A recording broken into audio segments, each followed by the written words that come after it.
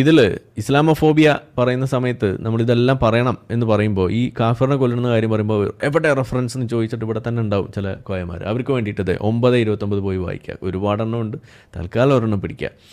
സൂറത്ത് തൗബയിലുള്ളതാണ്. വേദം നൽകപ്പെട്ടവരുടെ കൂട്ടത്തിൽ അള്ളാഹുവിലും അന്ത്യദിനത്തിലും വിശ്വസിക്കാതിരിക്കുകയും അള്ളാഹുവും അവൻ്റെ ദൂതനും നിഷിദ്ധമാക്കിയത് നിഷിദ്ധമായി ഗണിക്കാതിരിക്കുകയും സത്യമതത്തെ മതമായി സ്വീകരിക്കാതിരിക്കുകയും ചെയ്യുന്നവരോട് നിങ്ങൾ യുദ്ധം ചെയ്തു കൊള്ളുക.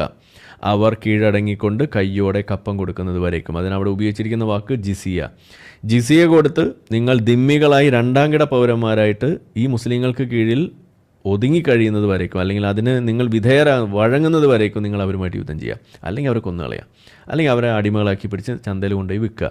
ഇതാണ് ഇസ്ലാം പറയുന്നത്. ഇതാണ് ഇസ്ലാമിൻ്റെ നിയമം എന്ന് പറയുന്നത്. ഇതാണ് അബൂബക്കർ ചെയ്തത്, ഉമർ ചെയ്തത്. നമ്മളുടെ നാട്ടിലേക്ക് ഇവിടെ മുഗളന്മാരായാലും എല്ലാവരും ഔറംഗസീബ് ഒക്കെ ചെയ്തു കൂട്ടിയ സാധനം അതാണ്. ഇറാനിൽ നമ്മളുടെ ഇസ്ലാമിക്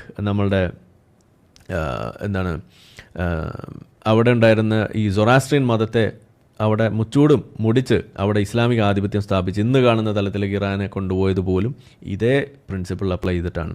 ഇതാണ് ഈ പാക്ട് ഓഫ് ഉമറിന് അടിത്തറ പാകിയ ആയത്ത് പോലും എന്നതുകൊണ്ടാണ് ഞാനത് എടുത്ത് പറയുന്നത്. നിങ്ങൾ പാക്ട് ഓഫ് ഉമർ പോയി വായിക്കുക. ഇസ്ലാം എന്ന് പറഞ്ഞാൽ അത് ഒന്നാന്തരം സാമ്രാജ്യത്വമാണ്. ആ സാമ്രാജ്യത്വത്തെ നിങ്ങൾ കഴുത്തിലണിഞ്ഞുകൊണ്ടാണ് നിങ്ങൾ അമേരിക്കയെയും ഇസ്രായേലിനെയൊക്കെ കുറ്റം പറയുന്നത് എന്നതും കൂടി ഒന്ന് ഓർക്കുന്നത് നന്നായിരിക്കുമെന്നാണ് എനിക്ക് പറയാനുള്ളത്.